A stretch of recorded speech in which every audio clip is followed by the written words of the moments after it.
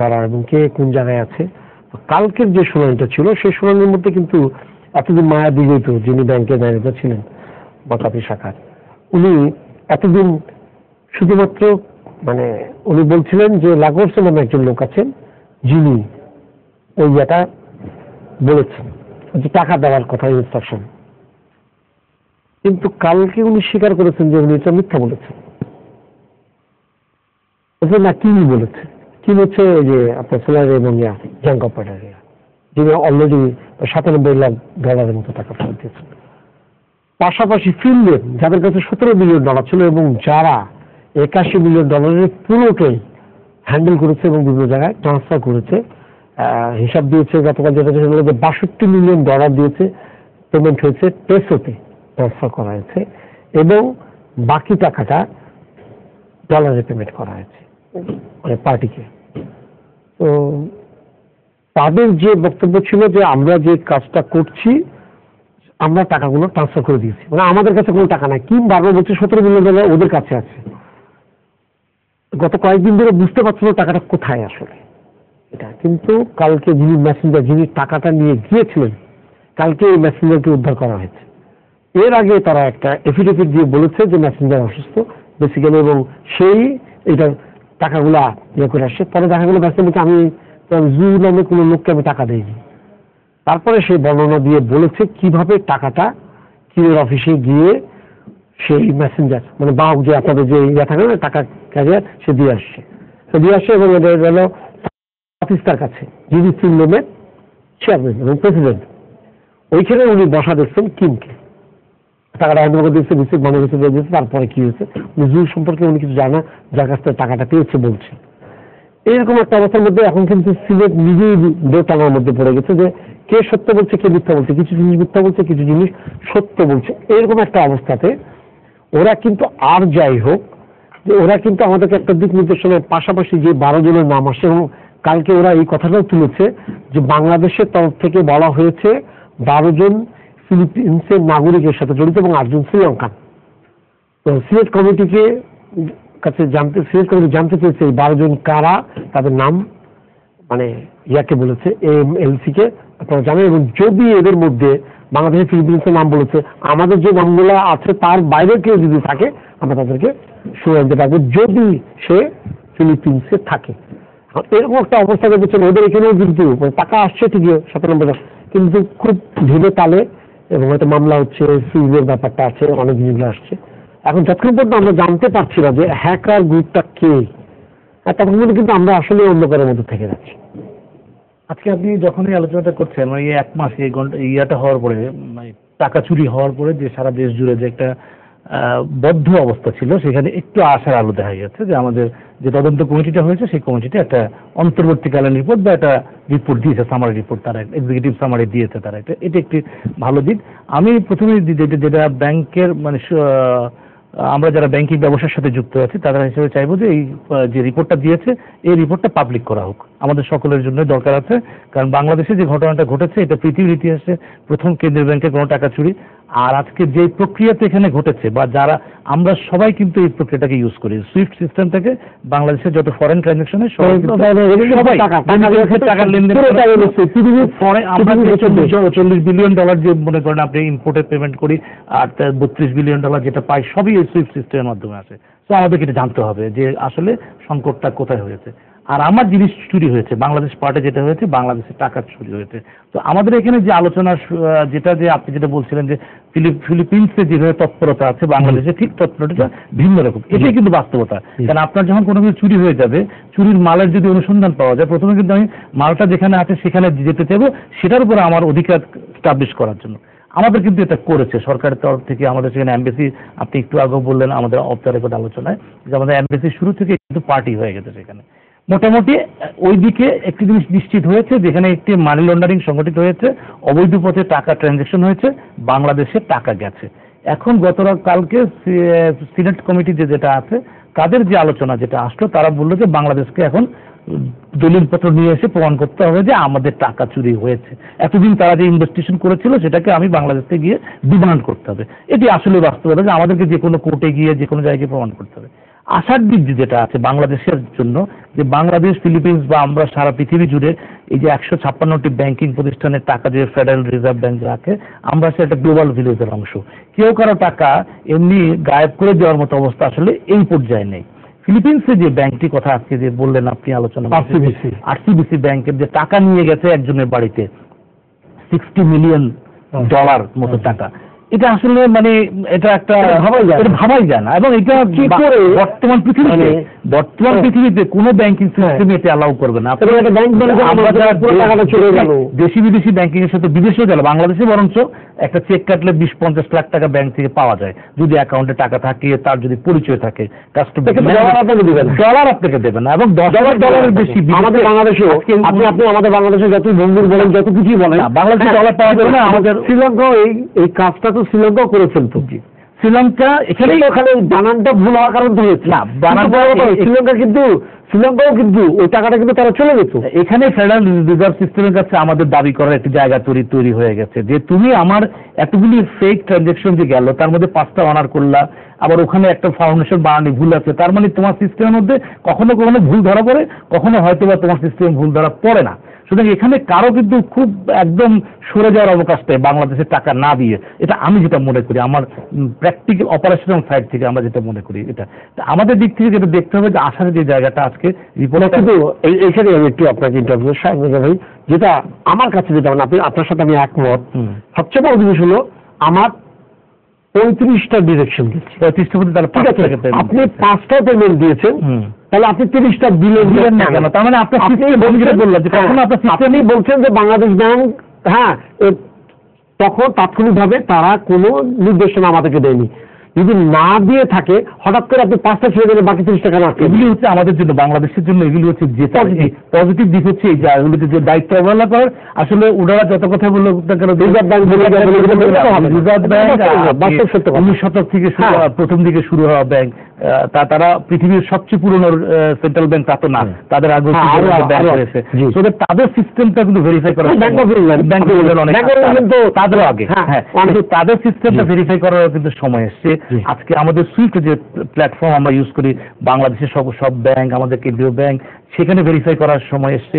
আরেকটা যেটা বিষয় হচ্ছে, বেসরকারি ব্যাংকগুলি বা সরকারি ব্যাংকগুলি যে পরিচালিত হয়, তারা কিন্তু বাংলাদেশ ব্যাংকের দিক নির্দেশনা, তাদের নীতিমালা, তাদের তদারকি, এর মধ্যে দিয়ে কিন্তু ব্যাংকগুলি পরিচালিত হয়। তো যারা, এবং আমাদের ব্যাংকগুলির মধ্যে এই এত বছরে 30 বছর বেসরকারি ব্যাংকের বয়স, 45 বছর বাংলাদেশের ব্যাংকিং এর বয়স, আপনি কখনো কোনো ফ্রড কিন্তু হয় না। ছোটখাটো যেগুলো হয়েছে সঙ্গে সঙ্গে ডিটেক্ট করেছে, সেগুলো চুরি হয়েছে, যে ব্যক্তি পর্যায়ে যিনি অপারেটিং অফিসার ছিলেন তার সাথে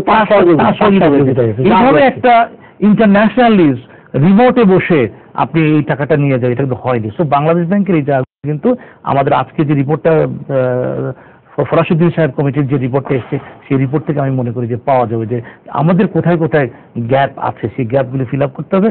এটাকে একটা আর্লি ওয়ার্নিং হিসাবে নিয়ে আমি মনে করি যে বিষয়টি দেখা দরকার। আইনগতভাবে খুশিদা বলবেন একটু।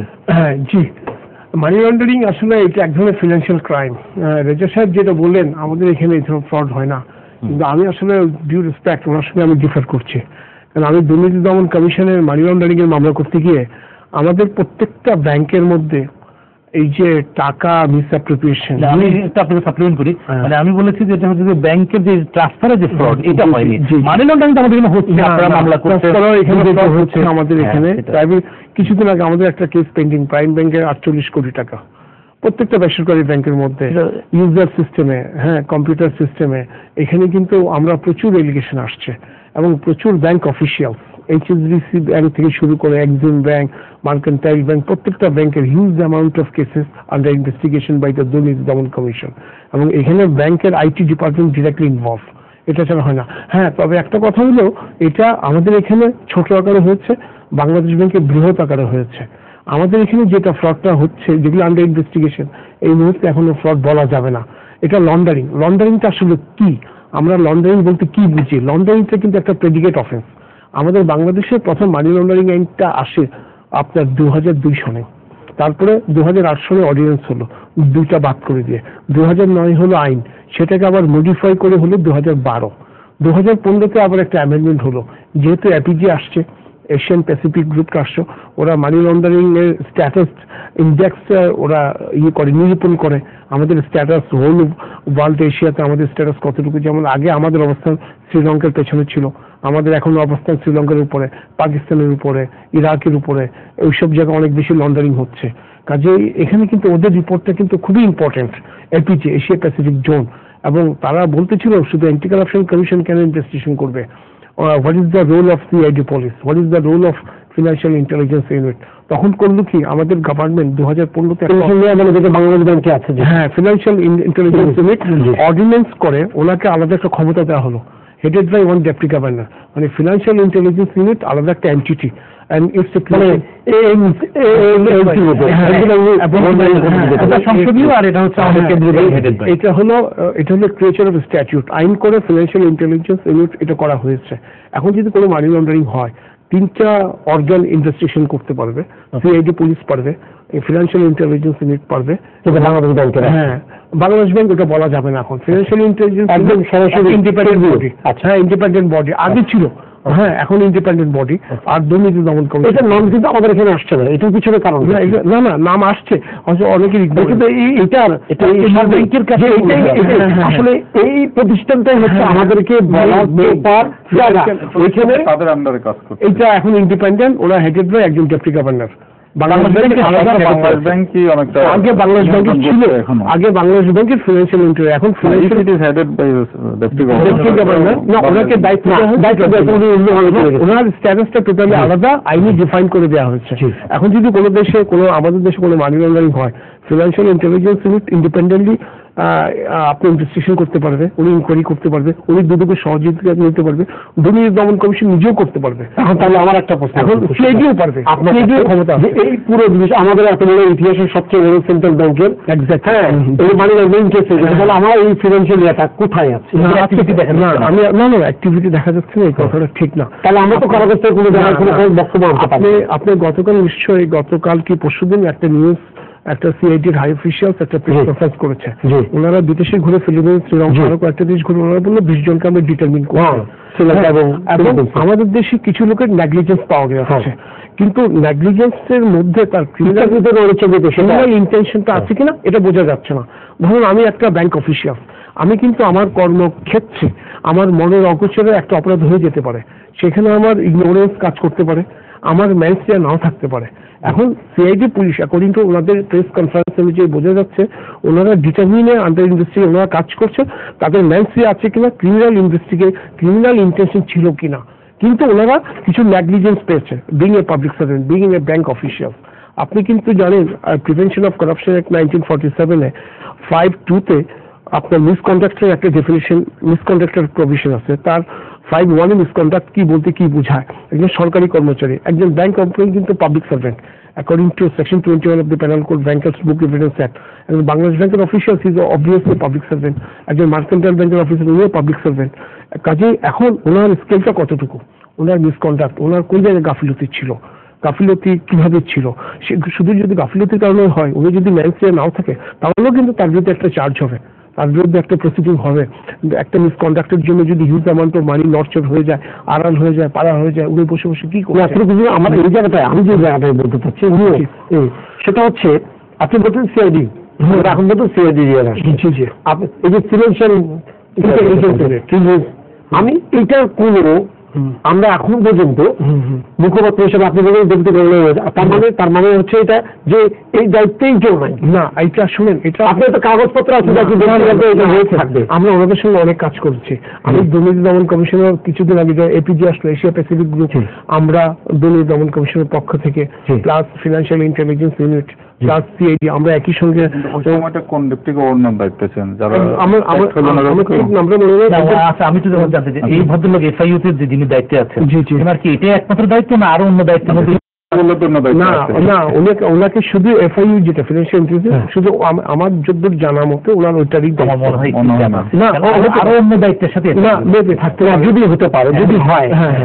এবার যে 2 জন কর্মকর্তা চলে গেল ফিলিপিন্সে গেছেন, যারা এই তথ্যগুলো রেস্টুরেন্ট করে গেছে, এখানে আমার জানা, আমি জানি না ব্যাংকের একজন কর্মকর্তা গেছেন বা জেল ম্যানেজার লেভেলে গেছেন, কিন্তু আমার ফিনান্সিয়াল ইন্টেলিজেন্স হ্যাঁ ওটা কি হ্যাঁ আমি আপনাকে বলি, মানে একটু শুনেন, আমাদের এখন একটা মামলা ইনভেস্টিগেশন হচ্ছে, দ্যাট ইজ দ্য বাংলাদেশ ব্যাংকের একটা বড় রিজার্ভ চুরির বেড়া, এবং এই ম্যাটারটা আন্ডার ইনভেস্টিগেশন। আমরা যা ডিসকাশন করছি এটাও কিন্তু একটা অনেকটা সাবজেক্টিভ ম্যাটার পরে, কিন্তু আমাদেরও ডিসকাশনের সময় আমাদের একটু সতর্ক হয়ে করতে হবে। এই কারণে ইনভেস্টিগেশন স্টেজে আমার এমন কোনো কথা বলা ঠিক হবে না যেটা ইনভেস্টিগেশন হয়তো সাফার করতে পারে না। কিন্তু এখন আপনি আমাকে বলেন, আপনি প্রকাশ্যে আপনি আজকে এখান থেকে গিয়ে আপনি শ্রীলঙ্কায় গেলেন, তারপরে আপনি ফিলিপিন্সে গেলেন, আচ্ছা এখান থেকে নামটা পর্যন্ত বলা হলো না, তার ডেজিগনেশন বলা হলো। আমি তো ওখান থেকে ফিলিপিন্স থেকে তো তার চেহারাও দেখাতে পারলাম, হ্যাঁ তার নামও বের করলাম। আমি একটু কথা বলে যে এইটা কেন, এই রাগঢাকগুলা কেন, না গ্যাপটা কেন, শুনেন প্রসিডিউরটা ডিফারেন্ট। ওনাদের সিনেট একটা বড় লেজিসলেটিভ একটা বডি, ওনারা ওপেন রেখেছে। একটা যখন ইনভেস্টিগেশন হয়, ইনভেস্টিগেশনের খাতিরে অনেক জিনিস আপনাকে খুব স্যাক্রেটলি করতে হবে না। কিন্তু আপনার সাথে আমি এই জায়গায় মানে বিভক্ত, কারণ হচ্ছে আপনি বারবার বলছেন যে ইনভেস্টিগেশন হচ্ছে, ওদেরও ইনভেস্টিগেশন হচ্ছে। আমি বলি আপনাকে, ওদের গভর্নর কালকে এসেছে, ওদের কাছে বলছে যে আচ্ছা বাংলাদেশ ব্যাংকে টাকা এরকম হয়ে গেছে, আপনি কি জানতেন? বলে হ্যাঁ জানতাম। কি ব্যবস্থা নিয়েছেন? বলে আমি এমএলসি কে বলেছি, অ্যান্টি মানি লন্ডারিং কাউন্সিলকে বলেছি। আচ্ছা তারপরে কি হলো? ওদের ইনভেস্টিগেট করছে। তারপরে কি আপনি কিছু জানেন? উনি দাঁড়া থেকে কিছুক্ষণ, হ্যাঁ একদম প্রায় 30 সেকেন্ডের মধ্যে চুপ করেছিলেন। তারপরে উনি বলা আরম্ভ করলেন যে হ্যাঁ এটা বলেছি। তারপরে বলে আপনি কি আরসিবিসি যে খোঁজ নিয়েছিলেন টাকাটা কিভাবে বেড়েছে, তাদের অ্যাকাউন্টগুলো বন্ধ করো। উনি আর কোনো কথা বলেন, ওনার গভর্নর মানে সেন্ট্রাল ব্যাংক অফ ফিলিপিন্সের গভর্নর কিন্তু কালকে শুনানিতে ছিলেন, ওনাকে ডাকা হয়েছে। যেমন আমাদের বাংলাদেশ ব্যাংকের খুব ভালো, উনি তো বলতে পারছেন, উনি কিন্তু ঠিকই আসছেন এবং উনি এসে বলেছেন, এবং এটা সব জায়গায় রিপোর্ট হয়েছে। আচ্ছা তারপরে এদের ব্যুরো অফ ইন্টারনাল ইনভেস্টিগেশন তারা ইয়ে করে জবাব দিয়েছে তাদের। তারপরে তারা বোর্ড অফ রেভিনিউ যিনি ছিলেন ওনাকে ইয়ে করেছে যে আপনি আমাকে বলেন, বোর্ড অফ রেভিনিউ ধরেছে, ধরে বলেছে আচ্ছা বলেন তো এই ফিল্মের যে কোম্পানিটা আছে এদের কাজ কি, আপনাদের এখানে কিভাবে এটা এন্ট্রি, আপনি কোনো ট্যাক্স পান কি হিসাবে?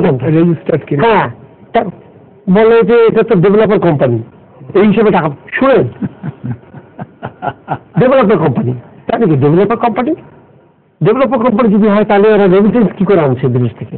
ওই ডেভেলপার করে দেওয়া আছে এখান থেকে করে, তারা আনরেজিস্টার্ড পুরো টাকা নিয়ে চলে আসতে, তখন তাদেরকে আবার শোকজ করেছে। এখন এটার থেকে বেরোতে বেরোতে ফিল্মের একটা অবৈধ রেমিটেন্স প্রতিষ্ঠান হিসাবে কাজ করছে এখন সেখানে, এটা বেরোচ্ছে। তার মানে ওরা প্রতিটা জিনিসে ওদের ভাবে যেমন সূক্ষ্ম ঠিক তেমনি ওরা সামনে নিয়ে এসছে, পাবলিকের সামনে নিয়ে এসছে।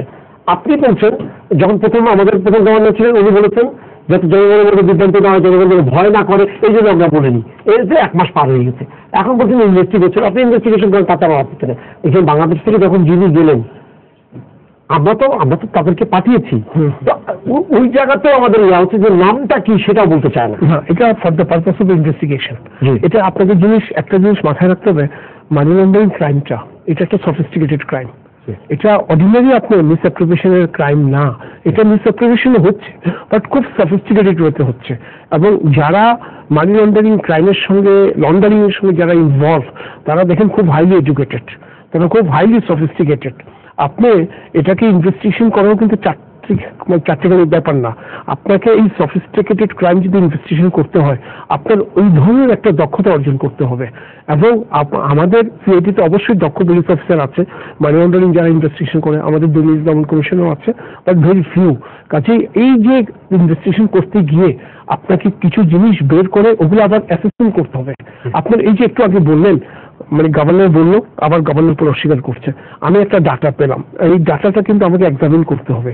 এই ডাটাটা এক্সামিন করতে হবে অনেকভাবে। এই যে একটা বললেন কোম্পানি, ওনার কোনো রেজিস্ট্রেশনই নেই, তো কাজেই এগুলা হুট করে কোনো সিদ্ধান্ত নিতে পারবে না ইনভেস্টিগেশন এজেন্সি।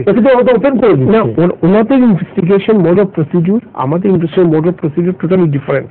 ওনারা কিন্তু এটা একটা দায়বদ্ধতা আকারে সবার মধ্যে আলোচনা হোক, তারা ওদের দায়বদ্ধতা থাকে যে না আমরা আমাদেরকে চোর বলবো এই জন্য আমার টাকা চোর করেছে, আমার কোনো দায়বদ্ধতা, আমার দায়বদ্ধতা অনেক বেশি।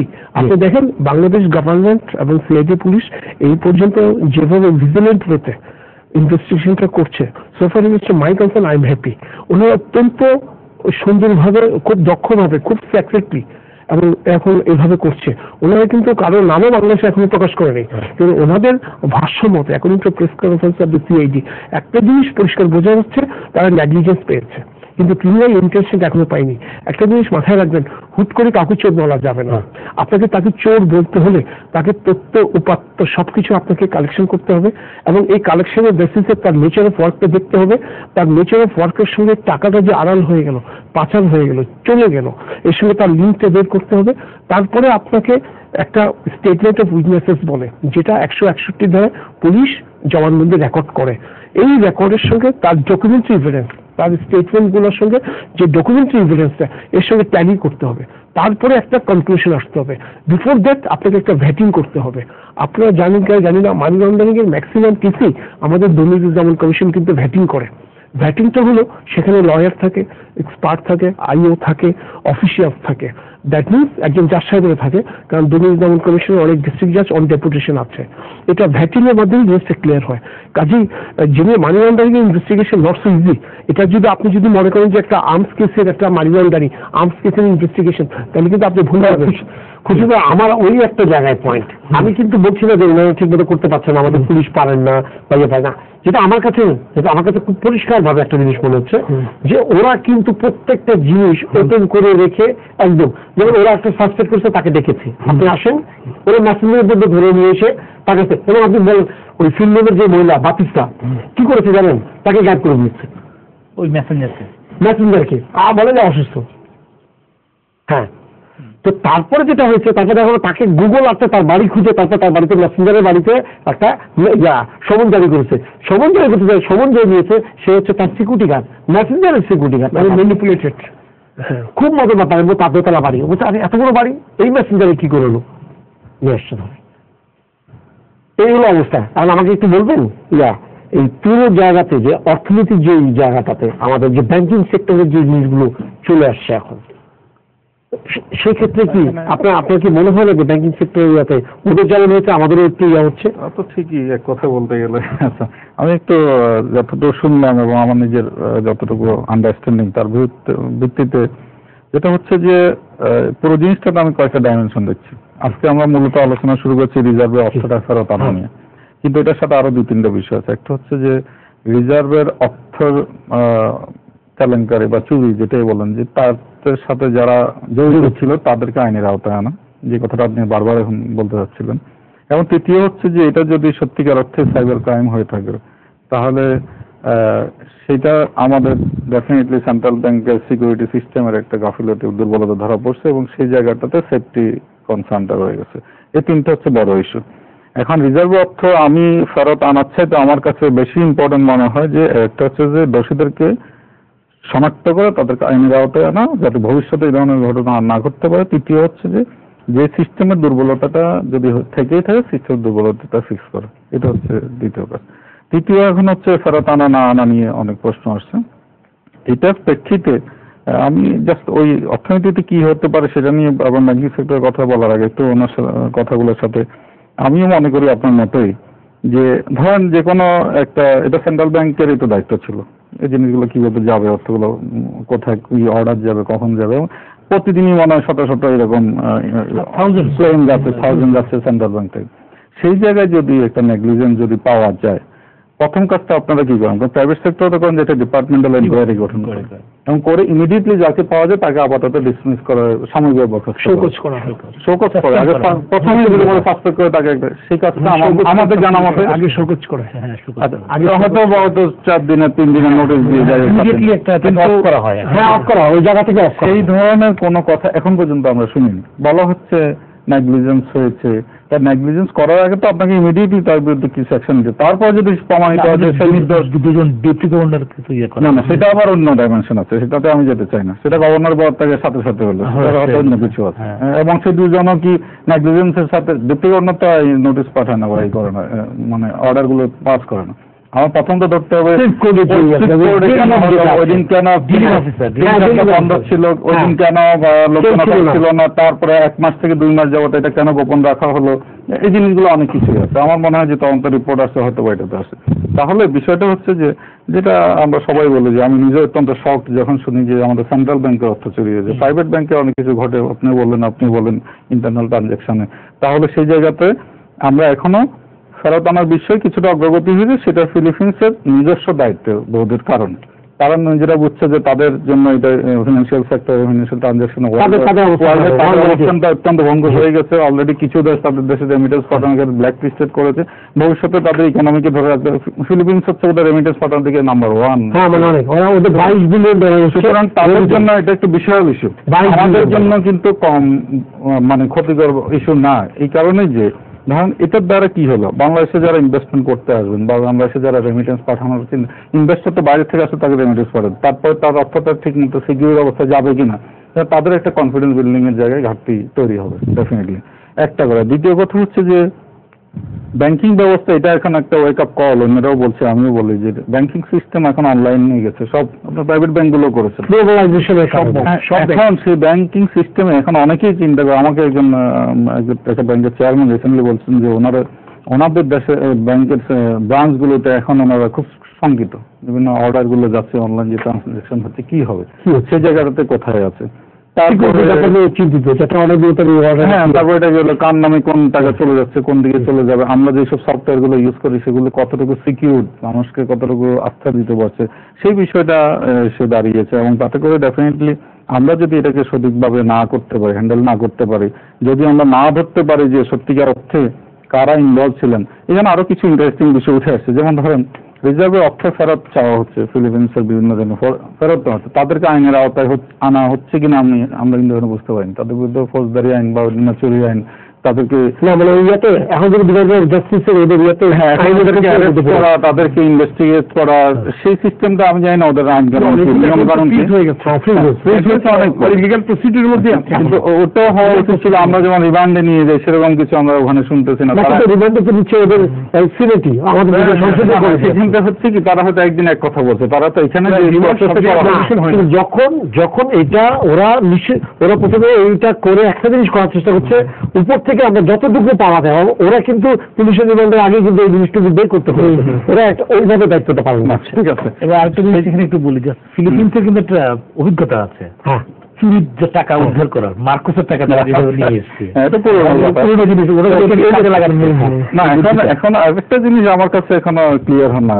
ধরেন এই লোকগুলো টাকাগুলো বেনিফিশিয়ারি, অর্থ চুরি হতো, তার মানে এরাও নিশ্চয়ই হ্যাকিং এর মধ্যে জড়িত ছিল, নাহলে তার কাছে যেত না। আমি হয়তো সফটওয়্যারটা ম্যানেজ করলাম, আপনার টাকাটা গেল আপনার কাছে, আপনিও ইকুয়ালি, এবং আপনি জানেন টাকা। আমি তো শুনেছি একটা ক্যাসিনোর মালিক তাকে অগ্রিম বলে রাখছে যে আমার টাকা আসতেছে, তোমাদেরকে পেমেন্ট দেবে, কনফিডেন্ট দেয়, হ্যাঁ, কতটুকু হয়। তাহলে এই জিনিসগুলোর ডেফিনেটলি এখানে আপনি যদি বলেন যে ব্যাংকিং সেক্টরে আমরা অনলাইনে গিয়েছি এবং অনলাইনে যেতে হবে, অন্যান্য দেশগুলো অনেক আগে করেছে, সেই ক্ষেত্রে কয়েকটা বিষয় এখানে গুরুত্বপূর্ণ। একটা হচ্ছে যে আমি দেখি যে এটাকে একটা ব্রডার পার্সপেক্টিভে যদি দেখেন, ব্যাংকিং সেক্টরের সুপারভিশন এবং মনিটরিং এর ক্ষেত্রে কেন্দ্রীয় ব্যাংকের দুর্বলতা দেখা গেছে গত বেশ কয়েকদিন, কিছু বছর যাবত, যার কারণে বড় বড় কিছু স্ক্যাম হয়েছে, সেগুলো সেভাবে তদন্ত হলেও সেভাবে কোনো শাস্তির আওতায় আনা হয়নি।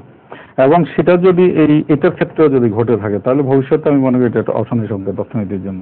কারণ ব্যাংকিং সেক্টরকে বলা হয় যে অনেকটা হচ্ছে যে রক্ত সঞ্চালন এটা অর্থনীতির জন্য, হ্যাঁ, তাহলে সেই জায়গাটাতে যদি কাজ না হয় এবং সেই জায়গাতে যারই দুর্বলতা থাকুক, সেই জায়গাটাতে অবশ্যই ফিক্স করতে হবে। যেসব ফিনান্সিয়াল ট্রানজাকশনের ক্ষেত্রে ফিনান্সিয়াল ক্রাইম ঘটেছে, স্ক্যান্ডাল ঘটেছে, যেমন ধরেন সোনালী ব্যাংকের যখন হলমার্ক স্ক্যান্ডাল করে, সোনালী ব্যাংকের ইনভেস্টমেন্ট অনেক মানে নেমে গেছে, তখন তারা প্রত্যেকটা এলসি ওপেনিং এর ক্ষেত্রে একটা বার তৈরি করতেছিল, কারণ তারা বুঝতে পারছে না কোনটা সঠিক কোনটা বেঠিক। তাহলে এটা তার মানে কি হবে? এবং বাংলাদেশ ব্যাংকের ক্ষেত্রে এটা বিদেশে যখন সে বিভিন্ন অর্ডার পাঠিয়ে থাকবে, সবাই চিন্তা করবে অরিজিনাল, তখন হবে কি ট্রানজাকশনে ডিলে হবে, তারপর বারবার কোয়ারিজ আসবে, তখন যে ঘটনা ঘটবে। তো এটা সামগ্রিকভাবে অর্থনীতির জন্য তো অবশ্যই একটা খারাপ দিক। উনি যেটা বললেন ওই জায়গাটা থেকে ওই তারপরের দিন থেকে কিন্তু ইন্টারন্যাশনাল ট্রানজাকশন হচ্ছে, কোথাও কোনো সমস্যা হচ্ছে না, কারণ সবাই এটাকে একটা বিচ্ছিন্ন ঘটনা হিসেবে নিয়েছে। আমাদের যারা কাউন্টার পার্ট আছে এখানে এদিকে এবং ইন্টারন্যাশনালি আছে আর কি, যেটা যে আস্থার সংকট তৈরি হবে, জিনিসটা একটু অ্যালার্মিং, যে বাংলাদেশের কেন্দ্রীয় ব্যাংকে টাকাও হ্যাক হয়ে চলে যেতে পারে। সুতরাং বিদেশি বিনিয়োগ বা অন্যান্য যারা আছে, এটা এই বিষয়টাতে একটা জায়গা আছে, প্রকৃত অর্থে এটা একদম ঠিক মতো মনে করেন। এবং দেখেন আমাদের যে টাকাগুলো গেছে কোন প্রকল্পের, এই টাকা সব জায়গার, এখানে এই জায়গা প্রকল্পের যে ঋণ নেওয়া হয়েছিল সেই ঋণ পেমেন্টের টাকা। আপনি যে আপনার কম্পিউটারটা হ্যাক করেছে সে তো একদিনে বসে টাকা দেখেছে ডেবিট করে দিয়েছে তা তো না, সে দীর্ঘদিন ধরে আপনার কম্পিউটারে আমরা লোনের টাকা জায়গায় দেখে সে বুঝে কোন প্রক্রিয়াতে কোন কোন টাকা লিখেছে। তারা এখানে ইন্টারনেট যারা হ্যাকিং যারা করেছে, একটু আগে যারা আপনারা বললো যারা করে এই অন্যায়গুলি, এরা অনেক স্মার্ট লোক হয়, তো অনেকদিন ধরে স্টাডি করেছে। তা আমাদের যেটা চিন্তার জায়গা সেটা হচ্ছে যে এই আজকে রিপোর্টটা যে আসবে এই রিপোর্টটা আমরা পাবলিক করতে চাই, আমরা দেখতে চাই আসলে আমাদের সংকটটা কোথায় আছে, সুপারভাইজারি ল্যাপসেস কোন জায়গায় আছে। আর যেটা উনি যেটা বলেন স্বাভাবিকভাবেই ডিমান্ড যে অন্যায় যারা করেছে তাদেরকে আইনের আওতায় আনতে হবে। আমাদের এন্ডে যারা আমাদের সরাসরি যদি যুক্ত নাও থাকে সে তো তার সুপারভাইজারি ল্যাপসেস সে তার কিন্তু ডিজিটাল নামে নামে মামলা তারা অলরেডি শুরু করেছে। আমাদের এখানেও আপনি আজকে যে রিপোর্টটা এসছে আমরা রিপোর্টটা পাই, আমার মনে হয় যে এই রিপোর্টটা ধরে এগোবে, কারণ আমাদের বাংলাদেশের জায়গা থেকে, বাংলাদেশের কেন্দ্রীয় ব্যাংকের জায়গা থেকে, সরকারের জায়গা থেকে প্রথম কাজটা ছিল যে আমার যে টাকাটা চলে গেছে ওই টাকাটা কত দ্রুত আমি নিয়ে আমি তো একটু আগে বললাম টাকার চাইতে বাংলাদেশের জন্য ধরুন অর্থনীতির তুলনায় 800 কোটি টাকা অত বেশি না। অনেকে বলবেন যে 1 টাকা হইল, কিন্তু এটা হচ্ছে একটা big threat for the whole. আমি যেটা আমার কাছে মনে হয় আপনি টাকাটা অবশ্যই দেখেন, আমি বলি আপনাকে সিস্টেমে যে দেখেন আপনি ওদের রেমিটেন্স হচ্ছে $22 বিলিয়ন, আমাদের হলো $14 বিলিয়ন। আচ্ছা ওদের ইনকাম ইয়াতে হচ্ছে ওদের হচ্ছে রিজার্ভের হচ্ছে $82 বিলিয়ন। তার মানে প্রত্যেকটা ক্ষেত্রে দেখা যাচ্ছে ওরা 5 গুণ এগিয়ে, মানে ওদের অর্থনীতির অবস্থানটা ওই আর্থিক ভাবে আমি জানি না ওদের সম্পর্কে আমি এইটা খুঁজতে যাই, আমি ওদের যে দেখলাম তাতে ভাবো মনে করেন আমাদের আছে $30 বিলিয়ন, তাই না? ওদের আছে $82 বিলিয়ন, আমাদের $15 বিলিয়ন, ওদের $22 বিলিয়ন। হ্যাঁ, মানে জিনিসগুলো ওরা মানে অন্য জিনিসগুলো বাদ দেন, খালি শুধুমাত্র এখানে অন্যতম খাত হচ্ছে এটা। কাজে সেক্ষেত্রে যেমন আমরা বলছি আমরা গরিব দেশ, কাজে আমাদের কাছে কিন্তু ওই 1 টাকাও যে টাকাটা যে টাকা চুরি হয়েছে আনতে হবে, প্রসেসটা যেমন মনে করেন যে টাকা আসবে কি আসবে না এগুলো নিয়ে তো অনেক কথা হচ্ছে, কিন্তু সবচেয়ে বড় জিনিস হলো যে এন্ড থেকে এটা ব্রেক হয়ে গেল এবং এটা আমাদের এন্ড থেকে হচ্ছে, এতে কোনো সন্দেহ নাই। কিন্তু আমরা গত 2 মাস ধরে কিন্তু এটার কোনো জায়গায় আপনি বলছেন রিপোর্ট দিয়েছে কুলকে রায় করতে পারছি না, কিন্তু যাদের টাকা চলে গেছে তারা কিন্তু কোনো না কোনো জায়গায় থলে নিয়ে নিয়ে আসছে। আপনি ওখানে একটা ফিজিক্যাল এক্সিস্টেন্স আছে টাকার, বাংলাদেশে কিন্তু বাইরে দেখেন ঘটনাটা আমাদের এখানে এই টাকা চুরি করে যে কোনো কারণে হোক, এটা পাবলিকলি যদি নাও দেওয়া হয়ে থাকে, আপনি পরের দিনই তো মামলাটা হওয়া উচিত। কেন প্রাক্তন যিনি গভর্নর ছিলেন উনি পদত্যাগ করার পরে যে মামলাটা হলো, আপনার দেশমতো কোনো মামলাই হলো না এটার জন্য। না, মামলাটা হওয়া নিয়ে মানে আমার বিষয়টা বাংলাদেশ ব্যাংকের মনে করেন উনি যে কথাটা বলেছেন এটা একদম ঠিক কথা। মনে করেন যে মামলা হয়নি, ঠিক আছে, যে লোকগুলো দায়িত্বে ছিল যার কারণে আমার হ্যাক হয়ে গেল, হ্যাক তো করে দিলেন। আচ্ছা, তো ওইখানে যে অবস্থাগুলো ছিল আমরা এখন পর্যন্ত কিন্তু জানতে পারিনি যে ওদের অবস্থাটা আসলে কি। এখনো বসে আছে। বাংলাদেশ ব্যাংকে যে সবচেয়ে বড় শেখ যেটা হয়েছে একদম উপরের জায়গায় মনে করেন চেঞ্জ হয়ে গেছে, নতুন গভর্নর এসেছে, পুরোনো গভর্নর চলে গেছে, 2জন ডিপ্টি গভর্নর চলে গেছে, অনেক বড় পরিবর্তন হয়েছে। তদন্ত কমিটিও করেছে, তাদের ইন্টারনালি ডিসিপ্লিনারি অ্যাকশনের জন্য তাদের কমিটিও করেছে। এখন সেটা আমরা রিপোর্টটা এখনো পাচ্ছি না, কিন্তু কালকের পর থেকে আমার মনে হয় যে রিপোর্টগুলো আস্তে আস্তে আসতে পারে। যেটা বলতে চাচ্ছি এই প্রসেস সাধারণত আমি যে জায়গায় বলছি সেটা দেখালো সবার আগে যেটা হয়েছে সুইফট ইয়া নিয়ে, আর তো কোনো কিছু না, অন্য কোনো সাইট কিন্তু এটা 2টা জায়গায় আছে, 2টা জায়গা আছে ডিলিগেশন। তো ওই 2 লোকগুলো ওইখানে যারা কাজ করতেন যখন বলা হয়েছে যে এখানে এই ধরনের লাইন ছিল, আপনাদের যে সার্ভারের সাথে এটা সার্ভারের লাইন ছিল, আচ্ছা তারপরে কি হলো মানে যে জিনিসগুলো হয়েছে এবং ওনারা আবার ওই নাম্বারগুলো মানে যে কোড যে পাসওয়ার্ডগুলো এগুলো আমাদের সিনিয়র অফিসারের কাছে জমা রাখতেন, মানে জানতেন। তো আমার কথা বলছি তার মানে কি পাসওয়ার্ড তার কাছে না, ওটা তো আছে। তারপরে তাদের কাছে একটা জয়েন্ট জায়গা হয়, একটা ব্যাক অফিস, একটা ফ্রন্ট অফিস। ফ্রন্ট অফিস থেকে যখন যায় ব্যাক অফিসে, তাহলে আগে দেবেন নিশ্চয় ফ্রন্ট অফিসে তারা আছে, তারা কেউই কিন্তু এখন বাইরে চলে যায়নি, তারা ইনভেস্টিগেশনের আওতায় আছে। এখন আমরা যেটা যে ঝটপট কোনো অ্যাকশন আমরা এখানে দেখতে পারিনি, নিজ দিকে না, আমরা কিন্তু অ্যাকশনের কথা বলছি। অ্যাকশন না, আসলে আমি যেটা বলছি যে আপনার সুইফটের যে প্রসেসটার মধ্যে আমরা যে জায়গাটায় মনে করছি যে এটা থেকেই হ্যাক হয়েছে, সেই জায়গার লোকগুলো হ্যাঁ মানে ওরা তো ওদেরকে দেখে বলতে পারছে, এদের কি কাস্টডিতে নেওয়া হয়েছে? না, কাস্টডি না, তাদের বিরুদ্ধে তদন্ত হচ্ছে, সিআইডি দেখছে, রিপোর্ট ফরাসুদ্দিন কমিশনের রিপোর্ট হলো, এখন অ্যাকশন শুরু হবে। এখন আমি দুটো জিনিস, একটা হলো আইনকে খুব দ্রুত প্রয়োগ করে ফেলা, আর একটা হচ্ছে আইন মাফিক যাওয়া। আমার মনে হচ্ছে বাংলাদেশ লোকটা দায়িত্ব ছিল মনে করেন ব্যাংকের যিনি ম্যানেজার, এটা আসলে মানে মঞ্জুর সাহেব যে কথা বলছেন রিমান্ডে নিয়ে ইনভেস্টিগেশন করা সম্ভব, অবশ্যই সম্ভব, কিন্তু কথায় কথায় আমি রিমান্ডে নেওয়ার পক্ষপাতিত্ব না, কারণ একটা কারণে পক্ষপাতিত্ব না, রিমান্ডে নিয়ে আপনি জিজ্ঞাসাবাদ করবেন। আমি কিন্তু মঞ্জুর সাহেবের কথাটা আমি রিপ্লাই দিচ্ছি। রিমান্ডে কিন্তু অনেক সময় মানুষ অনেক সময় মিথ্যা কথাও বলে, ভয় হয়তো রিমান্ড মানে একটা আমাদের দেশে ভয়। হ্যাঁ, আপনি একটা জিনিস খেয়াল করবেন, এই মানি লন্ডারিং অফেন্সটা কিন্তু একটা চেইনের মাধ্যমে অফেন্সটা হচ্ছে, কিন্তু খুব ভেরি সফিস্টিকেটেড ওয়েতে। আপনি রিমান্ডে নিলে লাভ হবে কি? আপনাকে ফাইন্ড আউট করতে হবে কিভাবে লন্ডারিংটা হলো, কার কার টেবিল, আপনাকে খুঁজে বের করতে হবে, এবং এই চেইনের মধ্যে কারা কারা ইনভলভ। তাইলে তো আপনার আপনার রিমান্ডে নেওয়ার কোনো প্রয়োজন নাই, ঠিক আছে না, দরকার নেই। দেখেন যে আরসিবি ব্যাংক যেটা হয়েছে তাদের টপ থেকে নিচে থেকে টপকে বসায় দেওয়া, চুরি ধরা পড়েছে, বমাল ধরা পড়ো বাংলা যেটা বলে, মাল সহ চোরকে ধরা গেছে।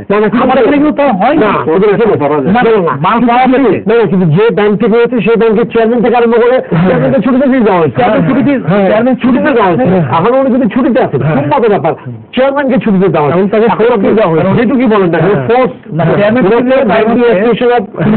প্রেসিডেন্ট ছিলেন, এই পদ থেকে তাকে নামায় দেওয়া হয়েছে। ফ্যামিলি ব্যাংক, ওই এবং ওদের আরো ব্যাংক আছে, ওইভাবে সে অ্যাসোসিয়েশনের প্রেসিডেন্ট, ভাইকে ওখানে দিয়েছে, কিন্তু যেটা সেটা না শুনেছে আমাদের এখানকার গভর্নর চলে গেছে। আমাদের এখানে যেটা হয়েছে, আমাদের যে কাজটা যত দ্রুত হওয়ার দরকার ছিল, আসলে আমি তো বুঝতেই পারছি না যে কোথায় কিভাবে হয়েছে ঘটনাটা। এটা আগে বুঝতে হবে, মানে তার জন্য যদি আমার একটা জিনিস খুব কি আমরা পুলিশের লোকরা, সিআইডি লোকরা ইনভেস্টিগেশন উনি হয়তো ইনভেস্টিগেট করে উনি বুঝে, কিন্তু আমরা নর্মালি সাধারণ মানুষ একটা জিনিস বুঝে, যারা এই সুইফটের দায়িত্বে ছিল, যে 3 জন যদি থাকে 4 জন যদি থেকে থাকে, সবার আগে তো তার উপরে খবরটা চালানো উচিত ছিল। তার কি করে দিলেন, ভালো কথা, গভর্নরকে করে দিলেন, কিন্তু যে চালাচালের মধ্যে থাকলো তার ব্যাপারে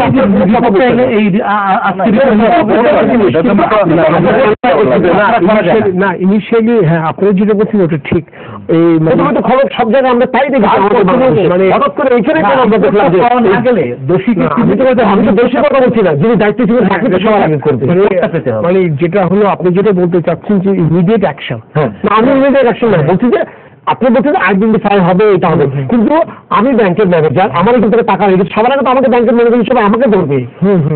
আপনি এখানে সুইফটের যার ইয়েগুলো ছিল, পাসওয়ার্ড বলছিল, উনি বলছেন ওই লোকগুলো কেন পাসওয়ার্ড দেননি, পাসওয়ার্ডটা হ্যাক হয়েছে। না আমি সেটা বলছি না, যে লোকগুলো ছিল এটার মধ্যে, আপনি বলছেন হ্যাক হয়েছে, একটা কম্পিউটার হ্যাক হয়ে গেছে, আপনি হ্যাক হয়েছে, আমরা এখন পর্যন্ত তাই জানি না, আমি আগামীকাল জানবো, রিপোর্টটা যখন পাবলিক হবে তখন যদি আমরা দাবি করছি যেটা যে রিপোর্ট, আমি আপনার কথা মেনে নিচ্ছি হ্যাক হয়েছে, কিন্তু হ্যাকটা তো এমনি হয়নি, আপনি আপনার কম্পিউটারটা ওপেন রেখেছেন, আপনার কম্পিউটারটাকে সে ইয়ে করেছে। আপনার বাংলাদেশ ব্যাংকের যারা আছেন তারা এই কথা বলেছেন লোকজন যে যে যে ওনারা কম্পিউটার সম্পর্কে বিশেষজ্ঞ, মানে কম্পিউটার ভালো করে ইয়ে করতে পারে কিনা, হ্যাঁ এই বিষয় নিয়েও তাদের সমস্যা আছে, মানে ওরা প্রপারলি কিনা। হ্যাঁ এই আসছে তারা বলেছে, সিআইডি বলেছে, প্রেস কনফারেন্সে বলেছে, জি, এবং আমি ইন্টারভিউ, তাহলে আমরা তাহলে কিভাবে বলবো? আমি আপনাকে বলি, এটা যেহেতু সিআইডি ম্যাটারটা ইনভেস্টিগেশন করছে, তারা এখনো কিন্তু কোনো কনক্লুশনে আসে নাই, তারা কিছু তথ্য উপাত্ত কিন্তু আপনার সামনে প্রকাশ করছে, বিকজ ইটস এ বিরাট একটা কেলেঙ্কারি, মানুষের মানে জানার আগ্রহ অনেক বেশি, এই জন্য তারা নিজেদের থেকে কিছু কিছু ইনফরমেশন দিচ্ছে। এখন এই বিষয়ে না আমি বলি খুশি দেয় না, এবং আমাদেরকে যে প্রসেসে বের করতে হয়, আমরা যখন ওখানে জানতে পারি শুনে ওখানে টাকা জমা দিচ্ছে বলে এই সম্পর্কে তার কোনো তথ্য নাই, আপনি আমাকে বলেন মুখপাত্র ওইখানে শুনানি হচ্ছে, ওনারা এসব কোনো জিনিস জানে না। আমাদের আমাদের অ্যাম্বাসেডার ওখানে আছেন, উনি তো কথা বলবেন, আপনি শুনে হচ্ছে কে আপডেট হলো, আমরা তারপর আমাদের হচ্ছে যে আচ্ছা টাকা দিতে পারে মতো রিটার্ন আসছে, anti money laundering committee case করতে হবে, কাউন্সিল, তারা এটা বলছে। আমরা যখন জিজ্ঞাসা করতে পারলে এই সম্পর্কে আমি কোনো কিছু জানি না, তাহলে মুখপাত্র হয় কি করে? না, এটা হয়তো ইন্ডিভিজুয়াল কারণ ল্যাচেস অথবা ইন্ডিভিজুয়াল ল্যাচেস হতে পারে, অথবা তার হয়তো বোঝার ভুল হতে পারে। কিন্তু একটা জিনিস আপনার মানে আমার কাছে অন্তত পরিষ্কার মনে হচ্ছে, Philippines government and Bangladesh government দুইটা সরকারই কিন্তু খুবই আন্তরিক। আশা করছি যে আমরা কিন্তু আন্তরিকতা নিয়ে কোনো সরকারের প্রতি আমাদের কোনো অনাস্থা বলে আমরা মনে করি। আমরা জানতে প্রপারলি হচ্ছে, আমরা জানতে পারছি না, কিন্তু এখানে প্রপারলি হচ্ছে কিনা আমাদের হচ্ছে কিনা আমরা জানতে পারছি না, একটু সময় লাগবে। কালকে থেকে আমরা দেখা যাক, আশা করি আমরা রিপোর্ট দিয়েছি আমরা জানতে পারবো। আপনাদের ধন্যবাদ স্টুডিওতে আসার জন্য। সবাইকে শুভেচ্ছা জানিয়ে শেষ করছি আজকের সম্পাদকীয়। আগামীকাল আবারও দেখা হবে রাত 10টায়। দেখার আমন্ত্রণ রইল। শুভরাত্রি।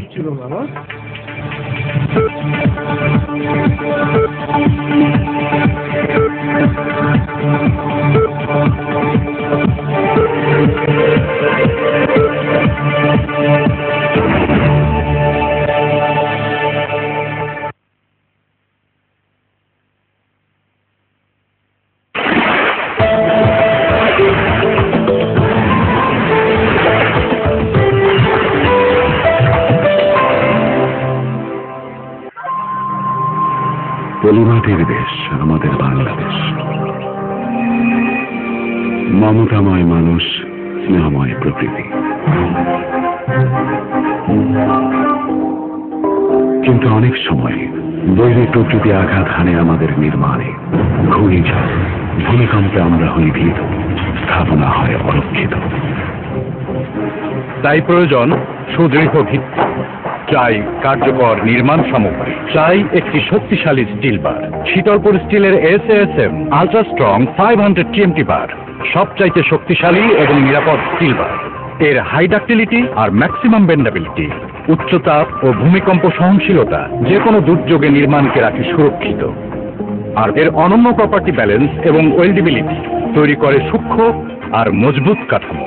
SASM আলট্রা স্ট্রং 500 TMT বার, নিরাপদ স্থাপনা, সুদৃঢ়। বিআরটিএর হিসেব অনুযায়ী এখন সব ধরনের নিবন্ধিত যানবাহনের সংখ্যা 9,49,000। তবে এর মধ্যে ব্যক্তিগত গাড়ি রয়েছে 2,23,000। তবে গত 1 বছরে বেসরকারি বাস যেখানে নিবন্ধিত হয়েছে 2,221টি, সেখানে ব্যক্তিগত গাড়ি নিবন্ধিত হয়েছে প্রায় 18,500। অর্থাৎ গত 1 বছরে গণপরিবহনের তুলনায় ব্যক্তিগত গাড়ির সংখ্যা বেড়েছে 9 গুণ।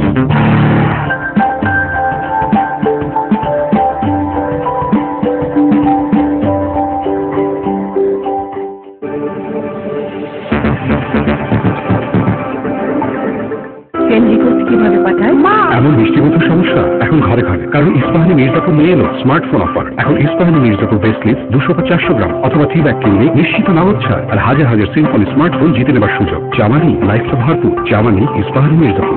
এসি ঠিক মতো কাজ করছে না নাকি? এদিকে তুমি এসি বলছো? এটা তো বিদ্যুৎ খাদক, সন্ধ্যা হলেই মশা। এটা কি? সবসময় তো পাশে থাকতে পারি না, এটা তোমাকে সারা বছর দেখে রাখবে। কিভাবে? সাধ্যের মধ্যে বাংলাদেশে এই প্রথম বাটারফ্লাই নিয়ে এলো LG inverter mosquito away AC, যা শুধু ঘরকে ঠান্ডাই করে না, বিদ্যুৎ সাশ্রয় করে, সারা বছর মশা থেকে রাখে মুক্ত, স্যাঁতসেঁতে ঘর থেকে ঝরঝরে। এলজি ইনভার্টার, নাইট ইয়ার, হোল ইয়ার। এমনিতে তো আমরা জমজ, কিন্তু এখন দেখতে আলাদা, কারণ ও ব্যবহার করে শুধুমাত্র একটি তেল আর আমি ট্যাবিন অয়েল। শুধুমাত্র একটি তেল চুলের হারিয়ে যাওয়া প্রোটিন, ভিটামিন ফিরিয়ে দিতে পারে আর চুল হয়ে যায় ড্যামেজ। কিভাবে 7 oils in 1 7টি তেল আর 7টি হার্বাল ওষুধ কমপ্লেক্সের সাথে এই তেল ড্যামেজ রিপেয়ার করে আর চুল হয় লম্বা, ঘন আর মজবুত। কিভাবে 7 oils in 1 damage control hair oil. পরিষ্কারই তো আছে, কিন্তু 10-এ 10 না। আমার ডিটারজেন্ট থেকে বেশি পরিষ্কার? ইম্পসিবল। চ্যালেঞ্জ ট্রাই করুন নতুন হারপিক চ্যালেঞ্জ। এর ঘন ফর্মুলা ডিটারজেন্টের তুলনায় হলুদ দাগ পরিষ্কার করে 10 গুণ বেশি আর আপনাকে দেয় এক পরিষ্কার ঝকঝকে টয়লেট। আপনাদের high challenge.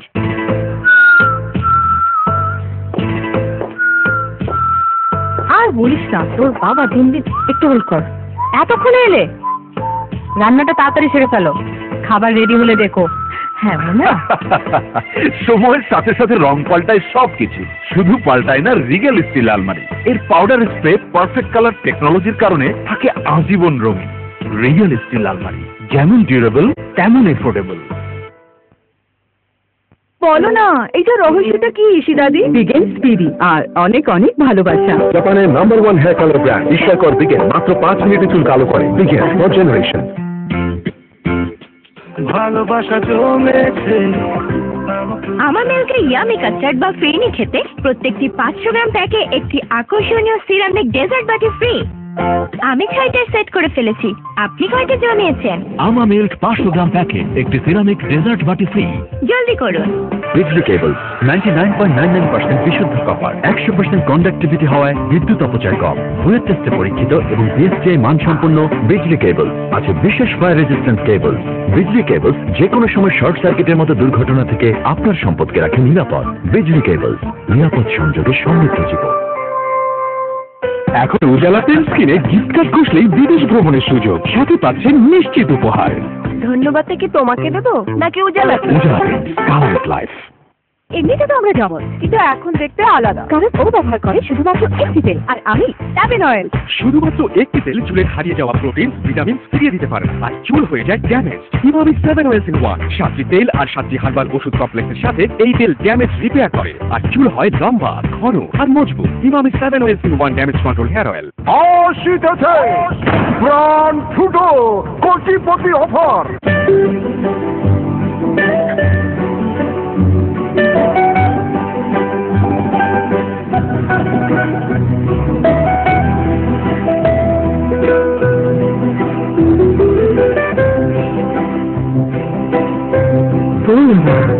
Inspired by happiness. পুরুষদের কড়া ত্বকের জন্য বিশেষভাবে তৈরি নতুন ফেয়ার অ্যান্ড হ্যান্ডসাম, যা দেয় বেশি স্কিন ময়শ্চারাইজেশন, বেশি ডার্ক স্পট রিডাকশন, বেশি সান প্রোটেকশন, বেশি সোয়েট কন্ট্রোল, আরো বেশি ফেয়ারনেস। বিশ্বের 1 নম্বর ইমামি ফেয়ার অ্যান্ড হ্যান্ডসাম, কারণ পুরুষদের চাই বেশি।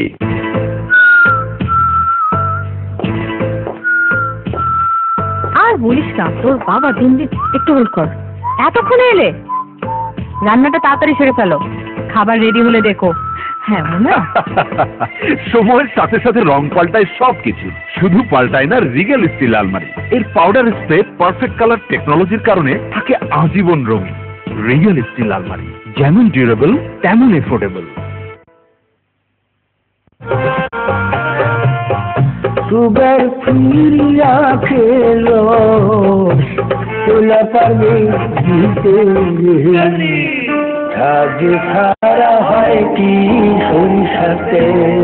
ঝাঁজ ছাড়া আবার সরিষার তেল হয় নাকি? সেটা হলো অন্য কিছু হতে পারে, সরিষার তেল না। সরিষার তেল মানে ঘানিতে ভাঙা দেশি সরিষার আসল ছাঁচ, আর ছাঁচ মানে তীর খাঁটি সরিষার তেল। আধুনিকতার নামে সবকিছু হারিয়ে ফেলা ঠিক না। তীর সরিষার তেল, দেশি ছাঁচ, দেশি স্বাদ। আবার মা একটু বল না ফ্রেন্ড রিকোয়েস্ট কিভাবে পাঠায়? দাও এইভাবে। আচ্ছা আচ্ছা, ট্যাগ কিভাবে করে মা? এমন বৃষ্টিমুখী সমস্যা এখন ঘরে ঘরে, কারণ ইস্পাহানি মির্জাপুর নিয়ে এলো স্মার্টফোন অফার। এখন ইস্পাহানি মির্জাপুর বেস ক্লিপ 200-400 গ্রাম অথবা 3 ব্যাগ কিনলে নিশ্চিত নগদ ছাড় আর হাজার হাজার সিম্পল স্মার্টফোন জিতে নেবার সুযোগ। চামানি, লাইফটা ভরপুর। চামানি, ইস্পাহানি মির্জাপুর। এমনিতে তো আমরা জমজ, কিন্তু এখন দেখতে আলাদা, কারণ ও ব্যবহার করে শুধুমাত্র একটি তেল আর আমি ট্যাবেন অয়েল। শুধুমাত্র একটি তেল চুলের হারিয়ে যাওয়া প্রোটিন ভিটামিন ফিরিয়ে দিতে পারে, আর চুল হয়ে যায় ড্যামেজ। ইমামি 7 oils in 1, 7টি তেল আর 7টি হার্বাল ওষুধ কমপ্লেক্সের সাথে এই তেল ড্যামেজ রিপেয়ার করে আর চুল হয় লম্বা, ঘন আর মজবুত। Emami 7 oils in 1 damage control hair oil. আমাদের সংসার ছোট্ট সোনামণি ভালোবাসায় ভরপুর। আরেকটা সন্তান হয়তোবা, কিন্তু এখনই নয়। তাই আমি বেছে নিয়েছি এসএমসির আই প্ল্যান্ট। একবার নিলে 5 বছরের জন্য নিশ্চিন্ত। এসএমসির ইমপ্ল্যান্ট আই প্ল্যান্ট পাওয়া যাচ্ছে আপনার নিকটস্থ বিশেষ প্রশিক্ষণপ্রাপ্ত ডাক্তারের কাছে বা সেবা কেন্দ্রে। আজই ফোন করুন।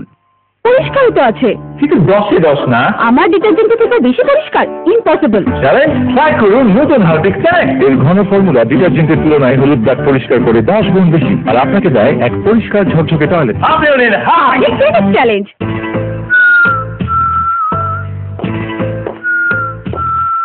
আর বলিস না, তোর বাবা দিন দিন। একটু হোল্ড কর। এতক্ষণে এলে? রান্নাটা তাড়াতাড়ি সেরে ফেলো, খাবার রেডি হলে দেখো। হ্যাঁ না সময়ের সাথে সাথে রং পাল্টায় সবকিছু, শুধু পাল্টায় না রিগেল স্টিল আলমারি। এর পাউডার স্প্রে পারফেক্ট কালার টেকনোলজির কারণে থাকে আজীবন রঙিন। রিগেল স্টিল আলমারি, যেমন ডিউরেবল তেমন এফোর্ডেবল। পুরুষদের কড়া ত্বকের জন্য বিশেষভাবে তৈরি নতুন ফেয়ার অ্যান্ড হ্যান্ডসাম, যা দেয় বেশি স্কিন ময়েশ্চারাইজেশন, বেশি ডার্ক স্পট রিডাকশন, বেশি সান প্রোটেকশন, বেশি সোয়েট কন্ট্রোল, আরো বেশি ফেয়ারনেস। বিশ্বের 1 নম্বর ইমামি ফেয়ার অ্যান্ড হ্যান্ডসাম, কারণ পুরুষদের চাই বেশি। অশীতেছে প্রাণ ফুটো কোটিপতি অফার। সিঙ্গার বৈশাখী তুফান অফার। রেফ্রিজারেটরে পাচ্ছেন ৭,৫০০ টাকা পর্যন্ত ডিসকাউন্ট, এসিতে ৬,৭০০ টাকা পর্যন্ত ক্যাশব্যাক, এলইডি টিভিতে ২০,০০০ টাকা পর্যন্ত ডিসকাউন্ট। এছাড়াও সিঙ্গার দিচ্ছে ন্যূনতম 15% ডাউন পেমেন্ট এবং 6 মাস পর্যন্ত 0 ইন্টারেস্ট সুবিধা। Singer.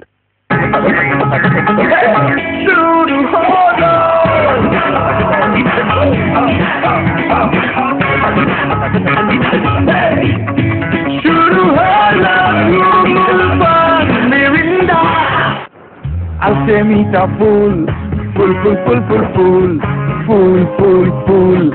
Alchemita full, ব্যস্ততাও full, full, full, full, full, full, ব্যস্ততাও full. La la la, দুষ্টামিটাও full, full, full, full, full, full. Boring পানিটা পড়ে এমন দুষ্টুমি আর ব্যস্ততা ভরা লাইফে পানিটা বোরিং হলে চলে?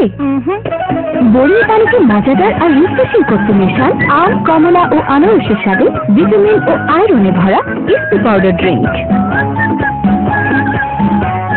পানিকে বানান ইস্পি পানি। নতুন প্যাকে নতুন অফার। এখন প্রতিটি 400 ও 500 গ্রাম প্রাণ ফুল ক্রিম মিল্ক পাউডার কিনলে একটি সুদৃশ্য আরএফএল বক্স ফ্রি। প্রাণ ডেইরি লিমিটেড। সিঙ্গার দিচ্ছে বিশ্বসেরা ব্র্যান্ডের সর্বাধুনিক প্রযুক্তির বিদ্যুৎ সাশ্রয়ী এসি এক বিশাল সম্ভার। আরো পাচ্ছেন 6,700 টাকা পর্যন্ত cashback, 15% down payment, interest free 6 মাস আর ফ্রি ইনস্টলেশন।